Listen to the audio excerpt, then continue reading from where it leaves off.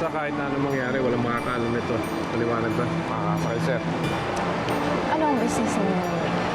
Kung tatanggapin ka ba niya, babalikan mo siya? What makes you think na tatanggapin pa niya ako? Alam ba ni Dad what time you're coming home? So yung lalaking kasama mo sa resto, sino siya? Makakahanap din ako ng paraan para matigil ang pang-iipit mo sa akin. Dito ang meeting place natin, ba't ang layo? Nakakahalata na kasi si Jerome. Hindi lang ikaw ang marunong magpaikot ng tao. Ako rin. At pagdating sa ating dalawa, talo pa.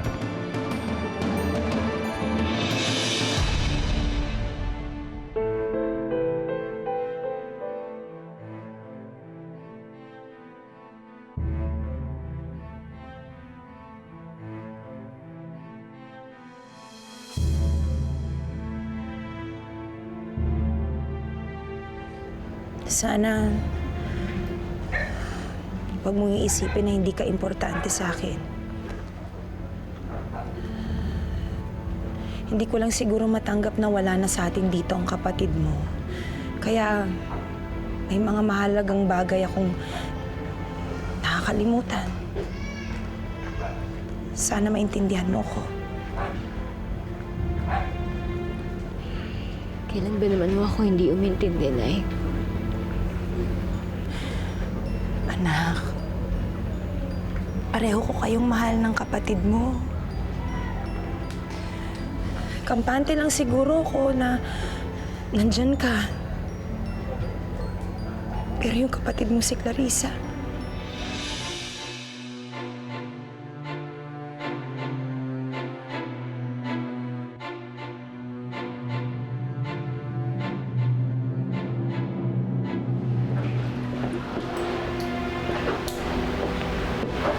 Kahit na anong gawin mo, hindi mo makukuha sa akin ng ebidensya.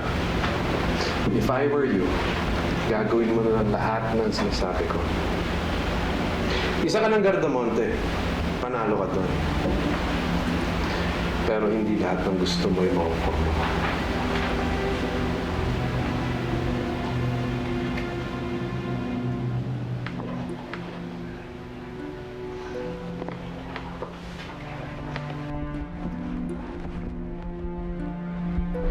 Tama ka. Panalo ka.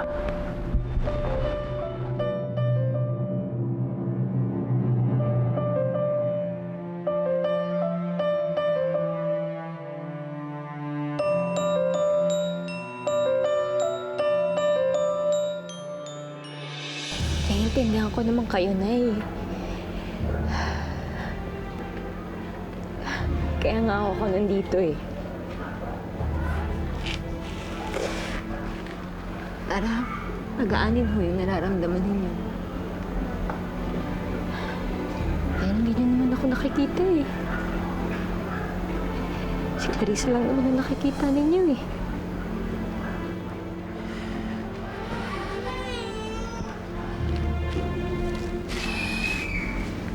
hayaan mo, anak. Siguro lilipas din tong lungkot kong to. Siguro matatanggap ko din na wala na sa atin ang kapatid mo.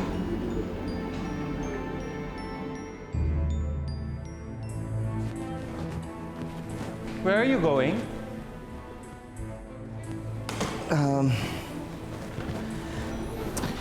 I don't know, Uncle, pero kailangan ko munang lumayo eh. Hindi ka magkakaganyan ng walang dahilan. Tell me, what is it? Nahuli kami ni Jerome.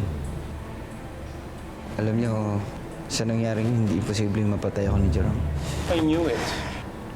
God, I knew this would happen. Pero pinasok mo to, Daryl. You think the situation will go away by leaving? Kung ako sa'yo, palamigin niyo muna ang sitwasyon. Oo, Tito. Kung alam ko lang na magkakaganti yung buhay ko, di sana hindi ko na sinayang opportunities na binigay ni Mami tsaka ni Papa. Ganyan din ako mag-isip dati. Lahat ng gusto ko nakukuha ko. But look at me now. I may have everything, but I am alone. Ikaw, bata ka pa. You still have your chance.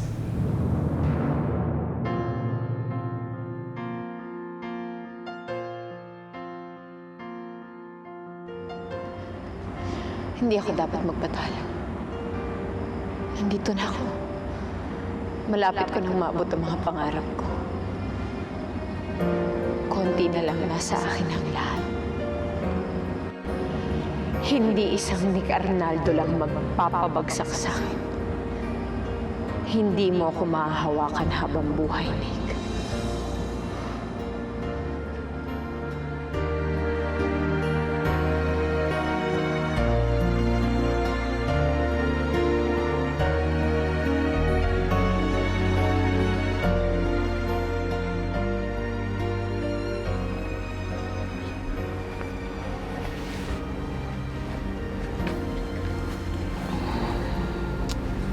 Huwag ka mag-alala, Nay. Kahit anong mangyari, hindi kita iiwan. Dito lang ako lagi sa tabi mo.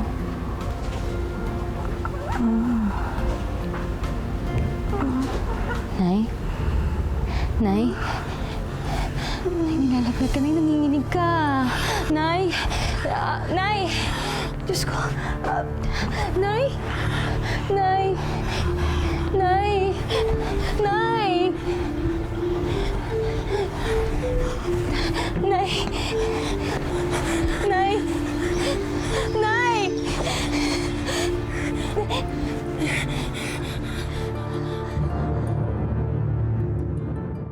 Ay, naku, akin na nga yan. Ako nasabit, kaya ko naman yan eh. Wala to, Nay. Para saan pa ako yung paborito mong anak? Tsaka nagmamadali rin tayo. Kasi dadaan pa tayo dito kay Nancy. Kasi maghahanda. May birthday niya ngayon, di ba? Oo nga, ano. Sigurado may handa si Mare. Halika na, dali. Mga kapitbahay! Nanay Mary James, tulungan niyo ako! Ano nangyari? Sheila, kailangan tayo sa hospital, bilis!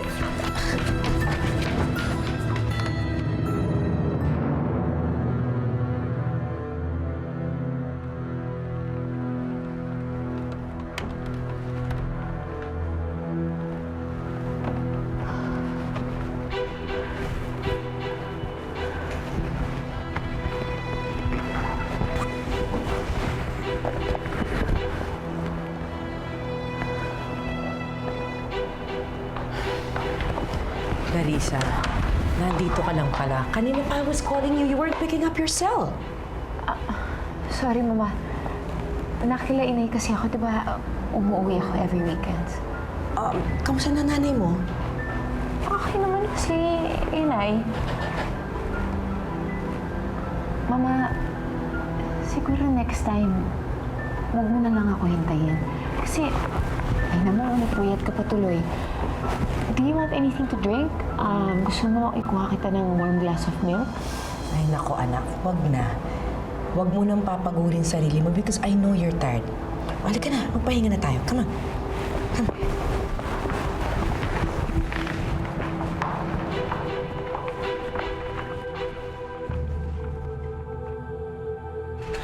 Nay!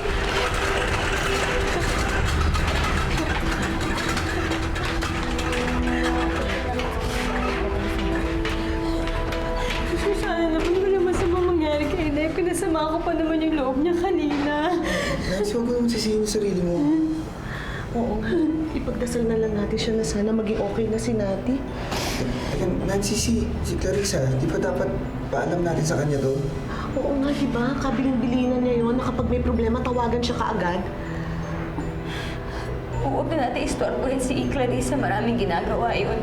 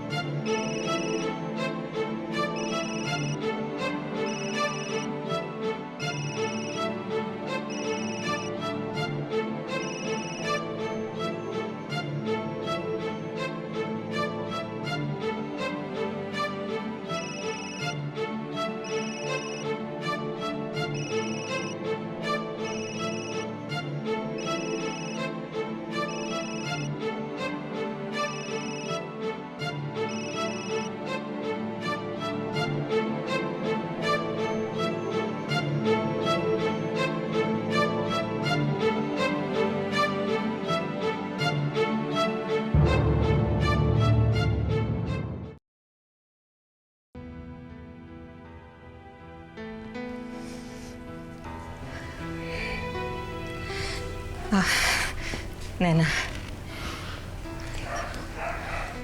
Mom, what the hell are you thinking, huh? You're the last person I would think that would ever cheat on my dad. It happened so fast. I was lonely, malungkot ako, and Daryl was there and he makes me happy. Gago yun. You're not gonna believe him, are you? I mean... Pinilit ko maging mabuting asawa. Pero umabot na sa point na napagod na ako kahihintay ng atensyon. Jerome, you're old enough to understand. I know you understand. Mom, I understand, but this is our family. Don't let him ruin our family, Mom. Mom, whatever the problem you and Dad have, it's not too late. You know, we can fix this. That's what family's for, diba? Please, Mom. You know, magandang reputation natin. Everybody looks up to our family. Please don't ruin that. Mom, please, for me.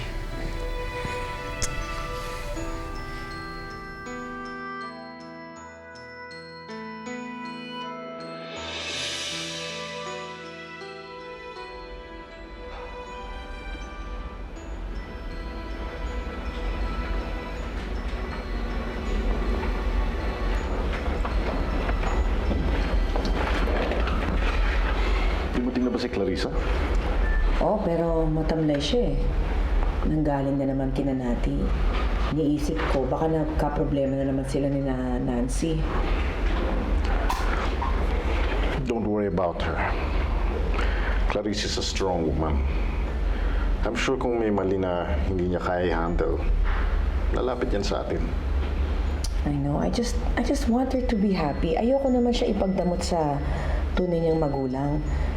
Pero kung parati na lang sila nag-aaway, baka mabuting hindi na muna siya dumadalaw-dalaw kina Nati. Well, remember, pamilya pa rin sila ni Clarissa.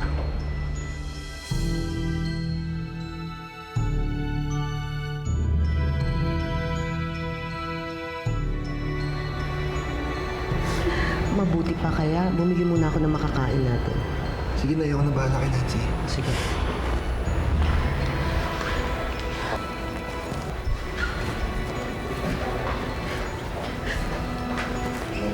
Dok, kamusta na ang lagay ng nanay ko? Nasa history ng pasyente na may head injury siya kamakailan lang. Opo, meron ho siyang namuong dugo sa ulo. Sa ngayon, hindi ko pa masabi kung ano talaga ang lagay ng pasyente. Comatose siya ngayon.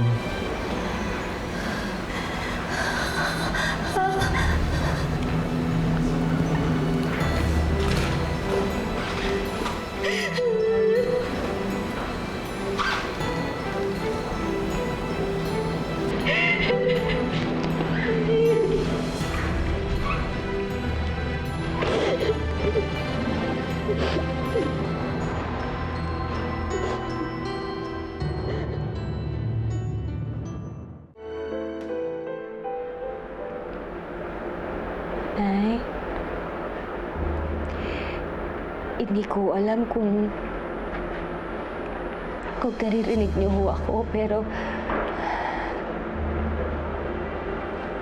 ilakasan niyo ho sana ang loob ninyo. Para gumaling ka kaagad.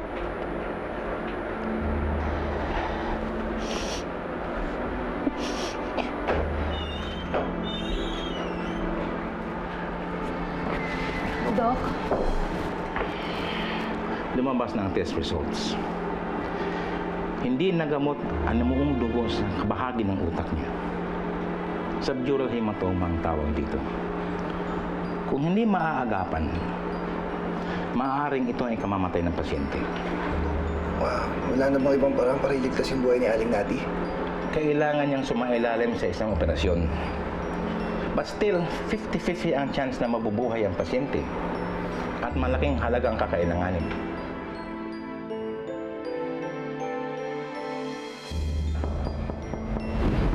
Yes? Clarissa, anak. Bakit po, Mama?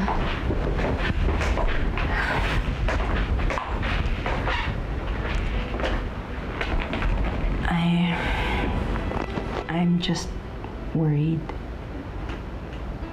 Pasensya ka na kung nakikialam ako, pero hindi kasi ako makatulog kapag alam kong may dinaramdam ka eh.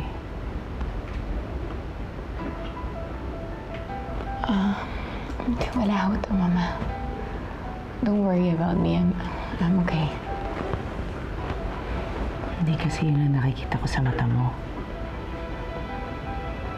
Hindi yun ang nababasa ko sa'yo.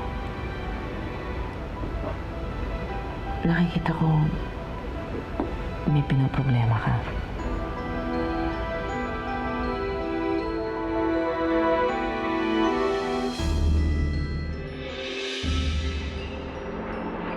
Ituloy ho ninyo yung operasyon, Dok. Gawin niyo ho lahat ng makakaya niyo para humailigtas niyo siya. Gagawin namin ang aming makakaya, Iha.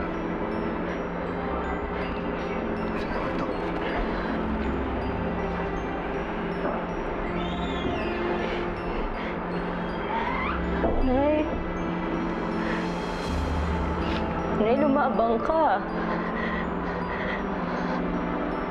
Dadalawa na nga lang tayo, iiwan mo pa ba ako?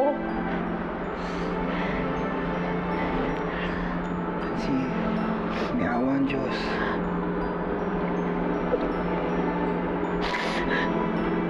Kasalanan to ng mga Gardamonte. Dapat pagbayaran nila yung ginawa nila.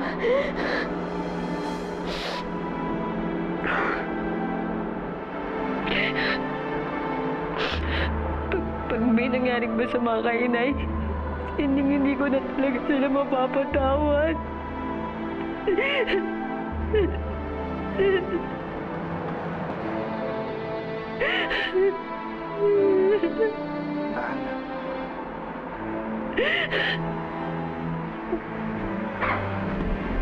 na, anak. Iparamdam mo naman sa akin na isa akong ina na masasabihan mo ng kahit na ano.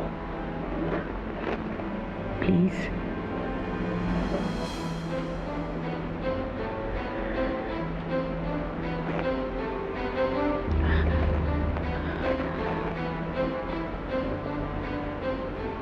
Mama, may kailangan ako kayong malaman tungkol sa akin.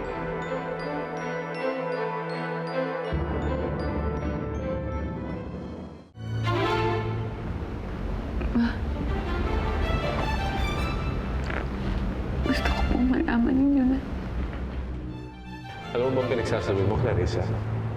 Kapag ginawa ko yun, lahat ito, sa isang iglap mawawala sa'yo.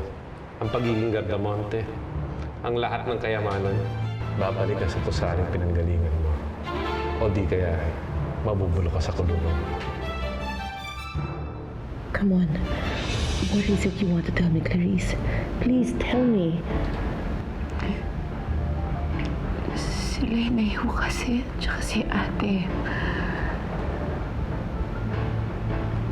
Hindi pa nila matanggap na Gardamonte na ako ngayon.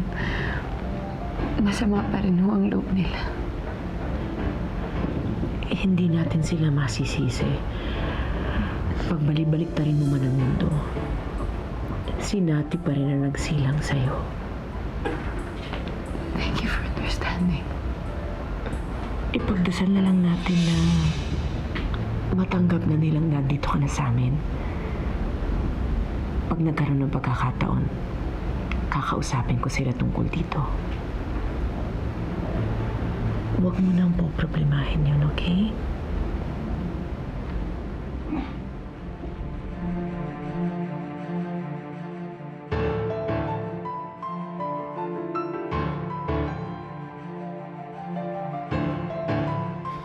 Nancy! Nancy! Nancy, huwag ka na magalit sa akin. Gusto ko namang mapadali lahat para sa'yo eh. Hindi ako tatanggap ng tulong mula kay Clarissa kahit isang sentimo kung galing sa mga Gardamonte. Pero kaligtasan na ni Aling natin pinag-uusapan natin dito. Saan ka makakita ng gano'ng kalaking halaga para sa operasyon niya? Alam mo, James, kung pagod ka ng tumulong sa akin, sabihin mo lang. Nancy, hindi naman sa ganon. Kaya naming mabuhay ni Inay nang wala si Clarissa. Papatunayan ko yun sa inyong lahat.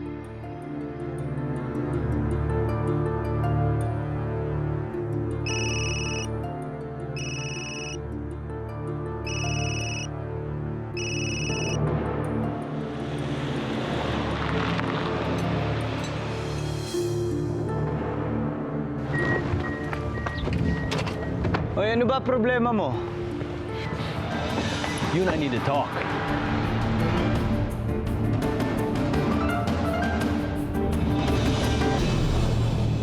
All I ask, just stay away from my mom. Sige, kung yun ang gusto mo, iwasan ko yung mama mo, pare. Pero hindi mo na kailangan pababayin yung pagkatao.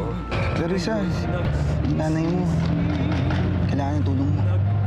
Hindi ka na dapat nagpunta dito. Alam naman namin marami kang ginagawa. Ano gusto mong gawin ko? Hintayin na makaipon ka ng pera para sa operasyon ni Inay? Hindi namin kailangan ng tulong mo.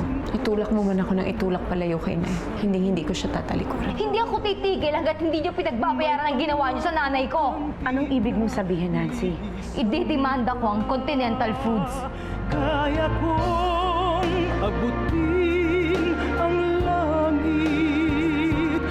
Gagawin ko ang lahat hanggang sa makamit ang pag-ibig mong pinakamimithi.